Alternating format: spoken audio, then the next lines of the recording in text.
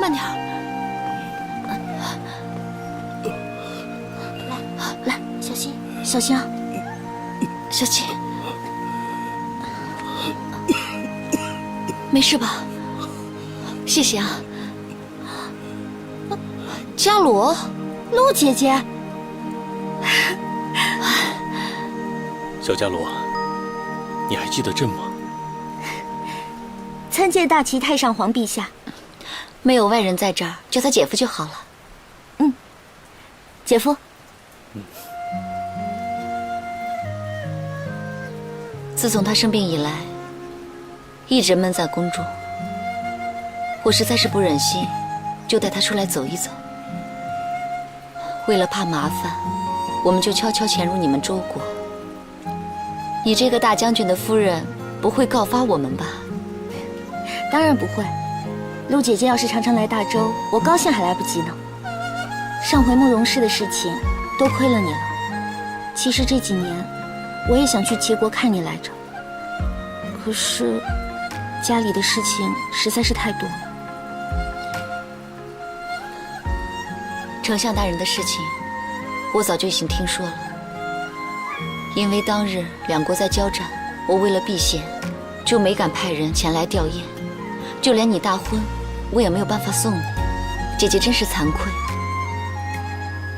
好在杨国公是仁义之君，想必他的儿子也是英雄才俊。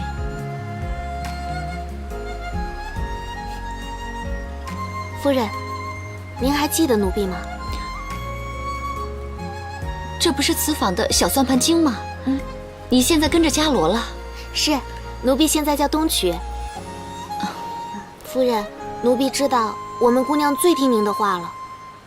现在她又自个儿钻到牛角尖里去了，所以奴婢斗胆，还请夫人能再帮我们姑娘指点迷津。你怎么了？说来听听。我实在是很难受。可是阿健马上要生产了，我要是告诉他，他一定会很担心的。可是陆姐姐，现在家里有二姐，府里又有她，我真的不知道该去哪儿了。你真是个傻孩子，如果你真的离家出走，你大姐能不担心吗？其实我有很多办法可以开解你，但是现在我什么都不想说。你知道阿战为什么要退位吗？都是因为他身体的原因，恐怕不剩几个月了。不可能！可是，如果真的是这样的话，那你为什么现在还要带他出来呢？因为我想尽情自在的生活，不再去想皇帝、女官。我们想做什么就做什么。想起17岁和他初见，如果那个时候早知道，我跟他只有18年的缘分，我就应该倍加珍惜和他相处的每一天，不再和他争执，不和他吵架，只要看着他，宠着他就好了。其实阿战也并不完美，定过亲，娶过皇后，我跟他阴差阳错到现在，也不算他什么明媒正娶的妻子。可是现在，这些又算什么呢？可是没有可是，伽罗。我觉得这件事情上你处理得太矫情了。如果你心里真的有杨坚，你确信他心里有你，你就应该相信他。你记住，无论做出什么样的选择，都不要让自己后悔。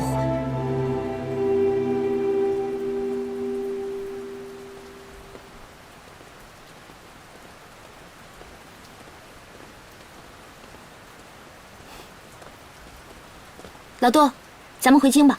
是夫人，夫人，看来这石窟是来对了，姑娘一回来，心情大好啊。来，请。伽罗，伽罗啊，我是在想这一块应该怎么改建。走神儿就走神儿吧，想杨大人了。成亲以来，我们还从来没有分开过这么久。看到你们现在啊，就想起了当年我和阿占。他一出巡，我就整天在宫里闷闷不乐的。后来我想明白了，他去哪儿，我就跟着去哪儿。那以后我也尽量跟你学。不用以后，你现在跟我用心的学，我就已经阿弥陀佛了。我不是有意的，只不过陆姐姐，你别怪我。我总是觉得你教给我的很多东西，我现在一时半会儿都用不上。比如说官员的升迁评定，比如说赋税征免，这些东西不都是三公们才用得着吗？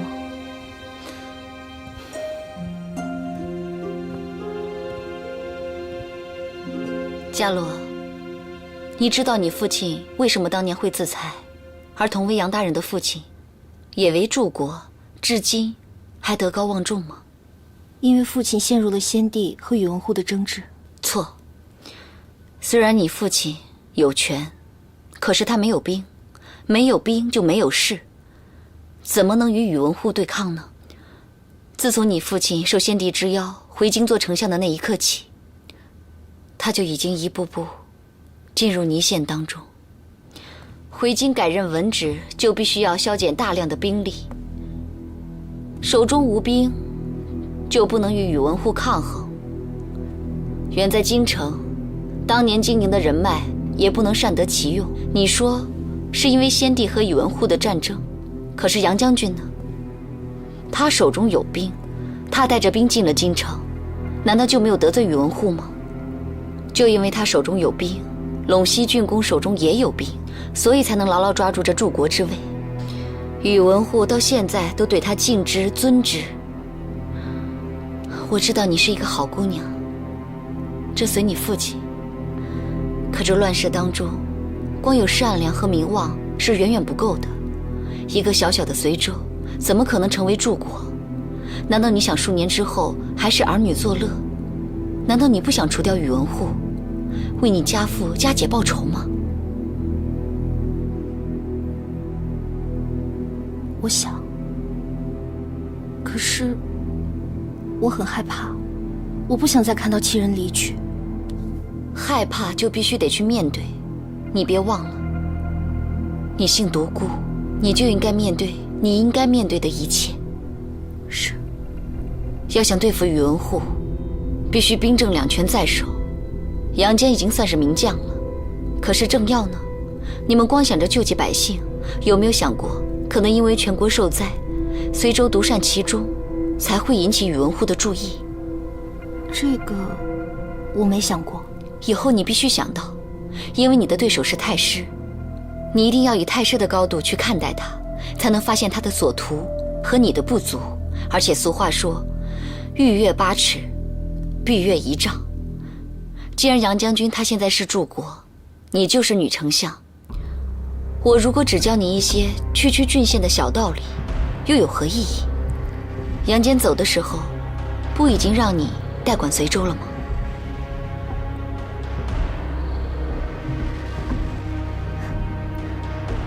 多谢陆姐姐当头棒喝，以前是我过得太随意了，从今以后，我一定会加倍努力的。原以为这一场征战会持续很久，但是没想到仅仅数年，陆姐姐和她夫君精心经营的齐国，便如风中花叶，迅速凋零。或许真的是陆姐姐给我的那些军事舆图起了作用，又或许是国主高纬的昏庸无能，让齐国上下都已失去了信心。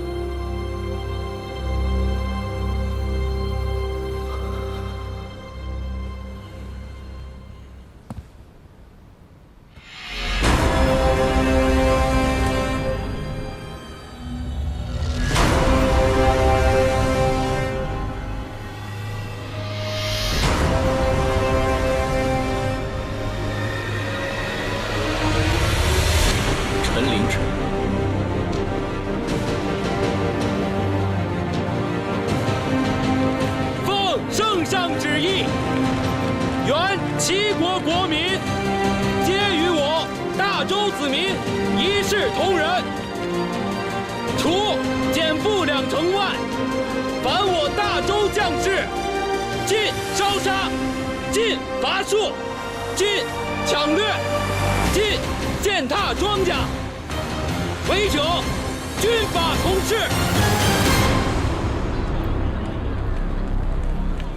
凡是父、兄、子从军有死伤者，都可以到祭祠院来做工，每日发放钱粮。如果你们有织布、浣纱、瓷纺经验者，工钱再加2成。有意者可以到此来登记姓名。大家要是不放心自己的儿女啊，可以把他们都带过来，我们将会有人统一的照看。这也太好了吧！可不，虽然他们是大周的，但是比起咱们那个糊涂皇上啊，可真是好太多了。还分什么大周大齐啊？这几10年前还不都是魏国分出来的？咱们老百姓啊，只要能吃上饭就好了，干嘛管谁当皇帝啊？大家都快来报名吧！后面的排好队，排好队。我们可以把大军转移到这里，等待敌军伺机而动。禀圣上，安德王高延宗已被擒，交给齐王宇文宪处置。是。禀圣上，西路军来报，信都已经攻陷。令段文镇镇守当地即可。是。宫中各嫔妃已经安置妥当，日后该如何处置，还请圣上示下。伽罗，还有我呢，多少人跟你汇报军情，你都转着身不理。一听到我们家伽罗的声音，连声音都变了。阿谦，怎么了？我们夫妻俩为他出生入死，说句闲话都不行。我说圣上，打仗的事由我们男人就行了，背着我飞鸽传书，悄悄地把伽罗接过来，这算什么意思？攻下齐国之后，要行德政，这不是你们天天在寡人耳边叨叨叨的吗？杨坚，你我只懂打仗，这齐国的后宫、官窑、染织署，要不是交给伽罗，寡人能交给谁呀？皇后其实才是最适宜之人。这些事情不能交给他做。为什么？寡人信不过他，而且等高氏这边的余孽一除，寡人便发兵攻打突厥。突厥？你们知道太子新婚那天闹出来的丑闻是谁安排的吗？就是皇后她本人。这个蠢妇居然想借机废除太子。还有上次征齐，我在金庸城受伤大败，托的就是皇后她亲爹的福。这个突厥可汗私自收了齐国的贿赂，擅自调动右翼，可换回来的呢，却是我大周6000将士的性命。所以，这个突厥必须打。阿雍，你放心，我不会让他像齐国一样灭国，我只是想教训一下他们而已。齐国后宫嫔妃，他们愿意出嫁的就出嫁，愿意出家的就出家。那些未成年的皇子皇女，就交由外族抚养。打过仗的，就交给下官府处置吧。好。圣上，快传太医。遵命。别去了。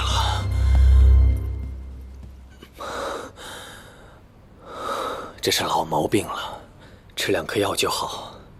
现在齐国刚刚平定下来，千万不能传出寡人身体有恙的消息。可是，好了，你又不是不知道，一直以来，寡人这个病啊，看起来很厉害，其实也没那么严重。伽罗，赶紧去忙齐国后宫的事吧。我跟杨坚呢，还要处理高伟的事呢。或许是因为害怕，或许是因为疯狂，丽华的夫君在成为宇文渊后的第8个人，便匆匆让位。只是他并没有真正的遵守自己的诺言，而是继续试图掌握朝政。就这样，在猜忌和荒唐和无休止的争吵与和好中，1年多的光阴又匆匆而过。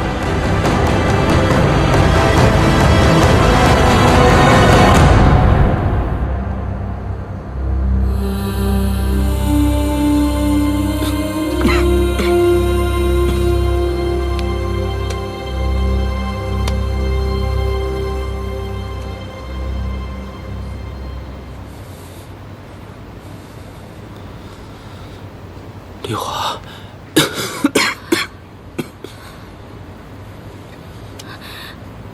还记得我们小时候吗？我好想回到那个时候，我想看看你长什么样子，你却有了我，好痛，好痛。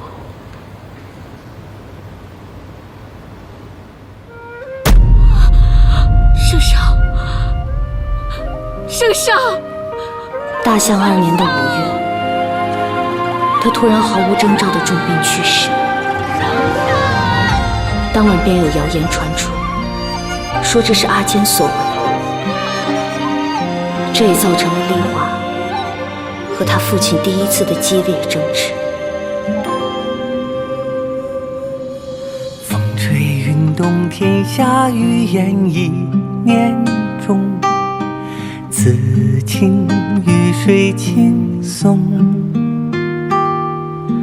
命运煽动我心，教夫人你拨弄抚万劫。虽然尉迟迥的叛乱让他们父女暂时放下了不快，一致对敌，但随后阿坚为了平定逆党的大权独掌，却让丽华有了更多的才艺。可我作为旁观者和某种意义上的促成者，目睹这一切变化，却无能为力。因为随着时势的变化和朝臣态度的改变，阿坚已经越来越不想掩饰自己的野心。他已经不再满足于做一位居于幼主之下的国公。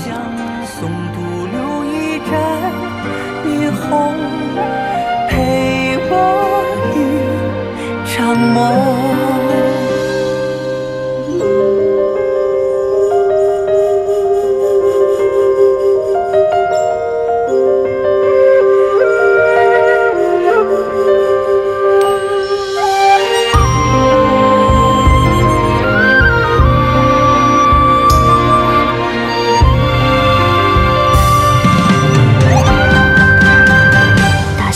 12月，阿坚受封为王爵，事成随王。花坛流连万众，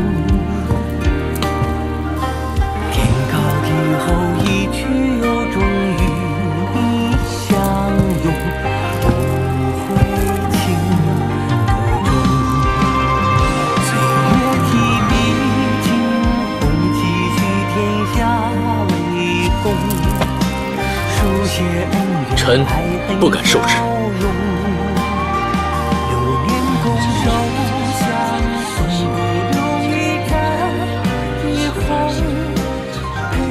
次年2月13日，幼帝宇文阐欲禅帝位于阿坚，阿坚辞谢再三。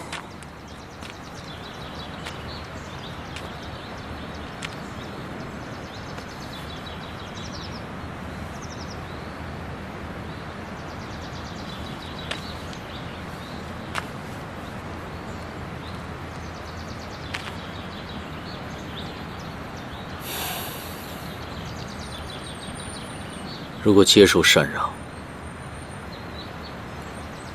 不但丽华只怕这辈子不会原谅我，我还会落得个谋朝篡位的恶名。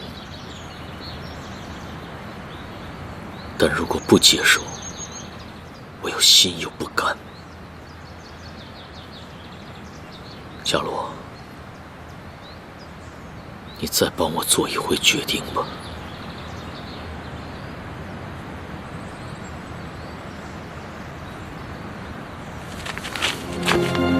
圣上万岁万万岁！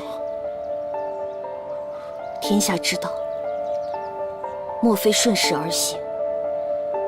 你既然早有独孤天下、问鼎玉座之心，又何必在意那些英名恶名呢？至于丽华，玉成大事，便不可能事事周全。只要你答应我一件事，我便愿意帮你劝说丽华。什么事？无论是幼帝，还是阿雍的子孙，你都要确保他们一世平安，尊荣不减。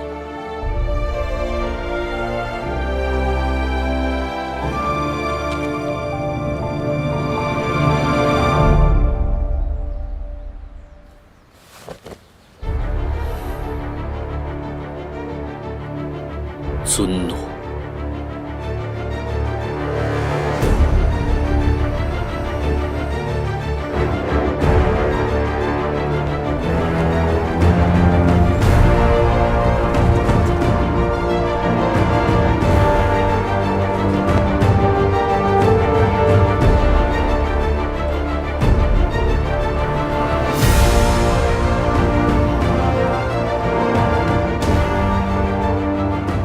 2月14日，我的夫君杨坚登基为帝，改国号为隋。原幼帝将为介国公，居于别宫，一应礼遇不变。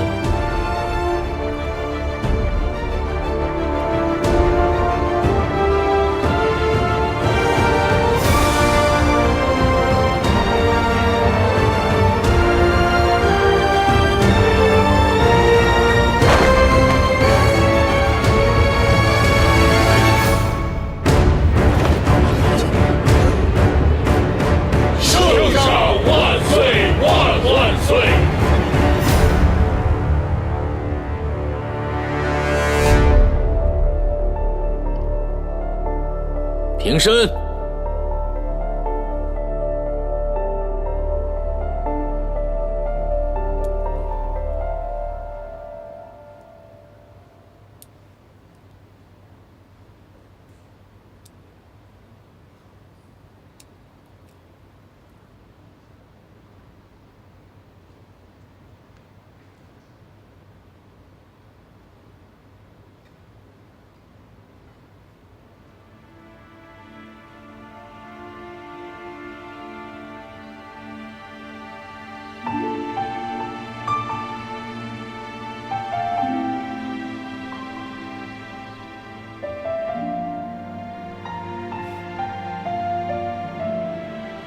殿下应当欢喜才是。要换作是我，一想到这满头的金子能值多少钱，肯定高兴的连觉都睡不了了。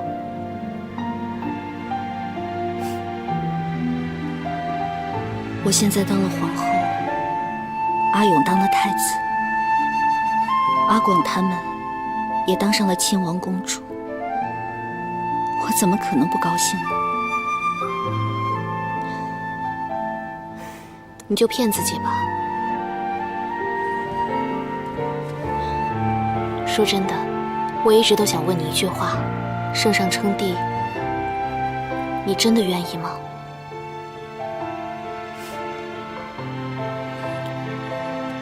还记得我们刚认识的时候吗？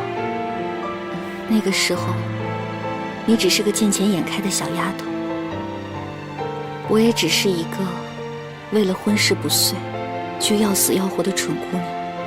一晃几十年过去了，我现在越来越明白，阿爹那些选择，既是无奈，也是必然。人生如流水，一旦乘舟而下，就再也没有办法回头了。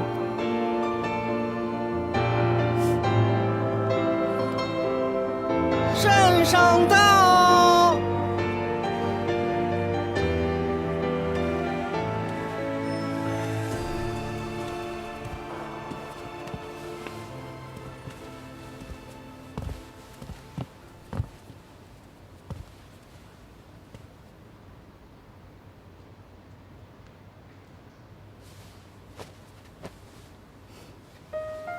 参见圣上。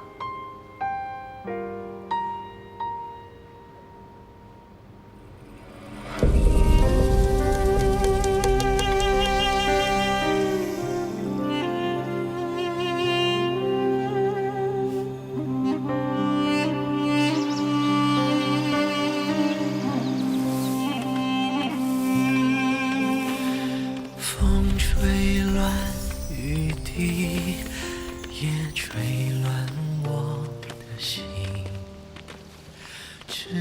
施主，师傅，我来找独孤曼陀。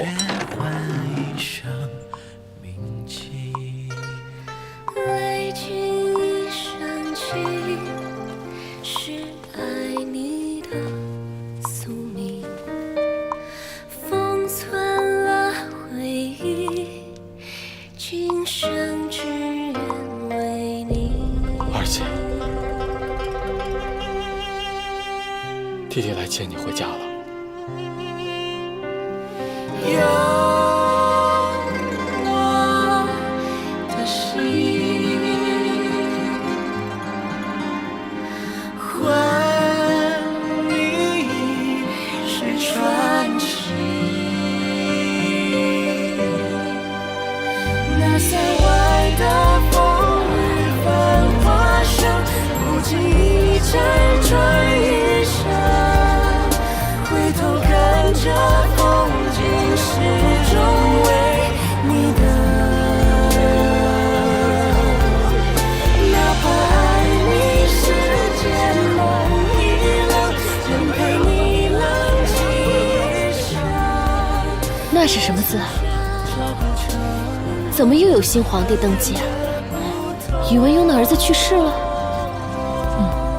隋王受产，已于几日前登基，因嫌隋字不详，故改走为耳，定国号为隋。隋？隋王是谁？我只知道杨坚是隋国公。难道？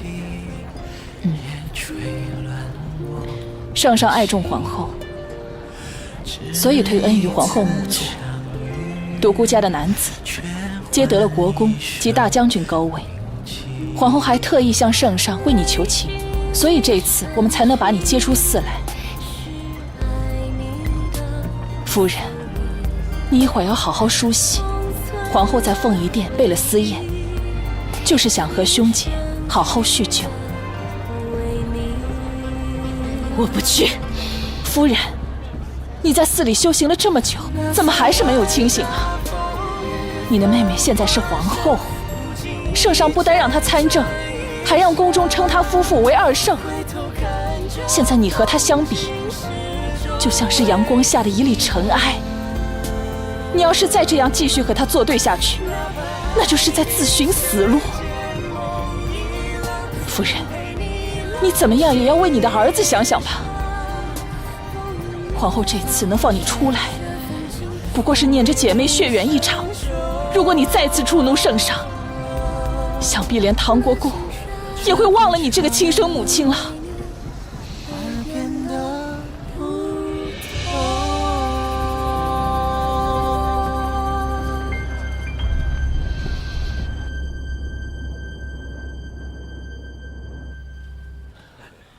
自父亲亡后时隔20年，我们兄弟姐妹才能重新聚首。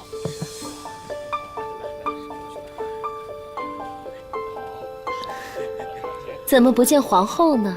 殿下去接圣上下朝去了。太夫人您是知道的，圣上与殿下素来恩爱，每次上朝两个人都是一起去的。殿下一直要到紫夷殿后才肯离开。每次下朝也是早早就去接了。圣上驾到！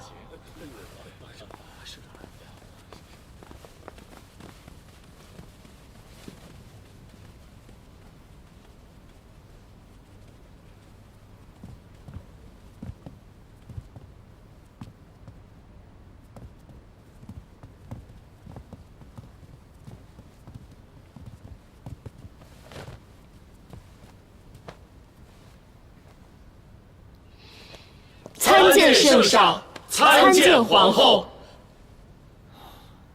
平身。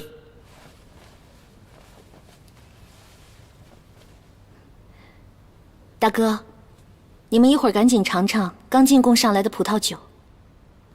二姐，好久不见。罪女曼陀，参见圣上，参见皇后。快快请起。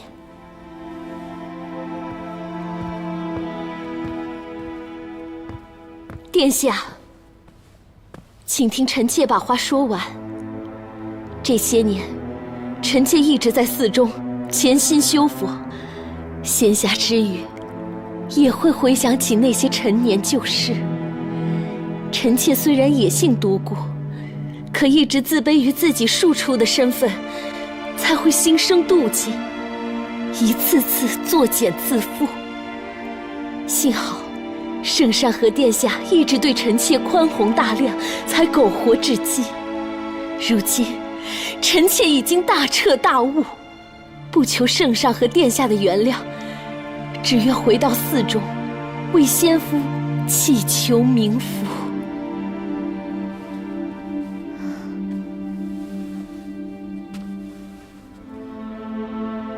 二姐，既然过去的事情都已经过去了，就不要再提了。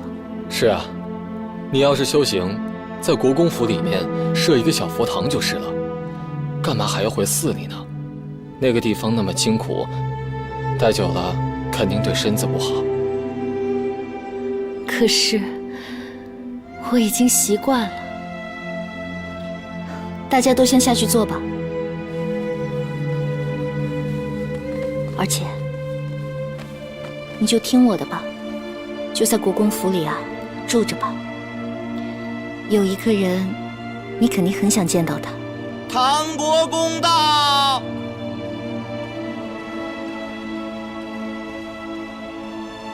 参见圣上，参见皇后。姨母，到底是什么好东西你要给我？又不稳重了。来，你看看这是谁？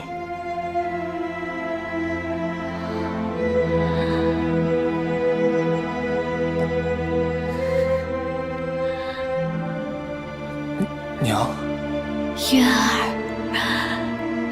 都长这么大了，快来，让娘看看。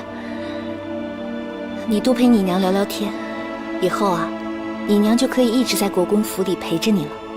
啊，那我是不是不能跟阿广他们在一起住在宫里了？不行不行，姨母你可不能赶我走啊！谁说要赶你走了？你现在可是管着宫中禁军的牵牛背身。这闲殿屋子一直都留在那儿，也不会跑。倒是寡人怕你3天2头的跟阿广他们抢东西吃，把你姨母都吃穷了。姨母，你说圣上他又欺负我。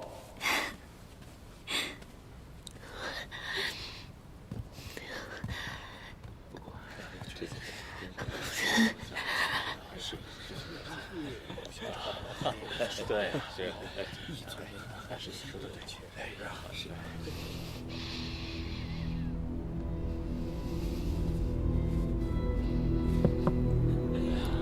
太夫人，请用膳。不用，我已经习惯吃素了。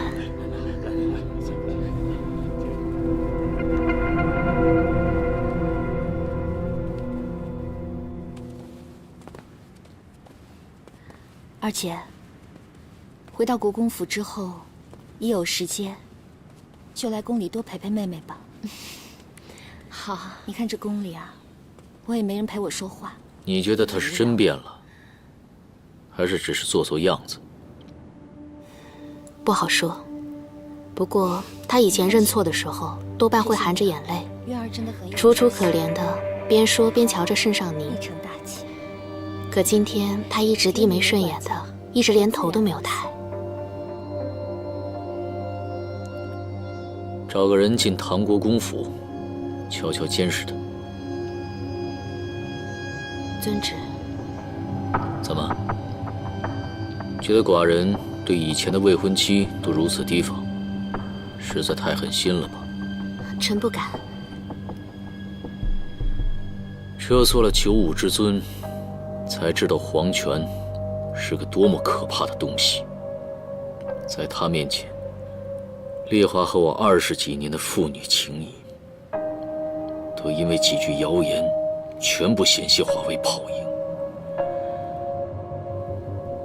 所以任何事情，我都不能不提防。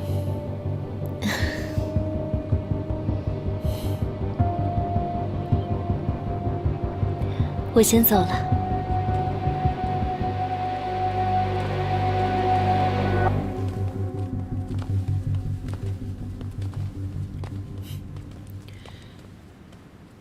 今天讲了这么多的话，累不累啊？那就好。今天晚上好好休息，明天呢，要有一场硬仗要打。陈国又出兵犯境了。是今天上早朝的时候，有6位大臣连奏，叫寡人呢，广开6宫，以示才女疏缘。不知皇后意下如何？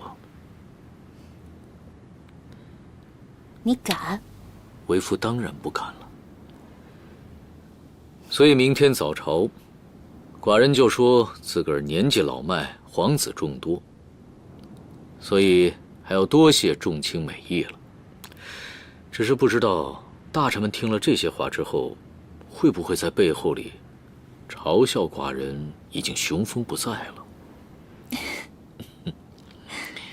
所以佳洛，寡人受的委屈，你得帮我补回来。你真的心甘情愿？古来的帝王可没有虚设6宫的。谁叫我娶了一个小心眼的媳妇呢？早些年，你提着一把宝剑到酒楼，差点把我跟歌妓一起劈死的事儿，好多人肯定还记着。只是以后啊，不管是朝野之间，还是史书之上，恐怕只留下你生性嫉妒、擅宠爱姬的恶名，你受得了吗？史书是写给别人看的，可日子是咱们自己过的。在世人眼中，你不也是个杀人如麻、夺权篡位的当世曹操吗？